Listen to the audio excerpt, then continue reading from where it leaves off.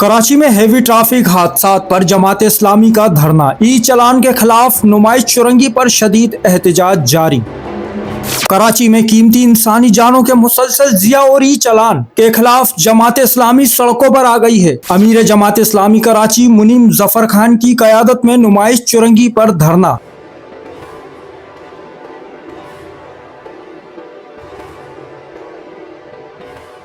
मुनीम जफर खान का दो टोक मौकिफ हेवी ट्रैफिक शहरियों के लिए कातिल बन चुकी है, मगर अरबाब इख्तियार खामोश तमाशाई बनी हुई है। जमात इस्लामी ने मुतालबा किया है ट्रैफिक हादसात की रोकथाम के लिए शफाफ निज़ाम नाफिज किया जाए और अवामी हुकूक का मुकम्मल तहफ़्फ़ुज़ यकीनी बनाया जाए। कमेंट सेक्शन में अपने ख्यालात का इजहार करें।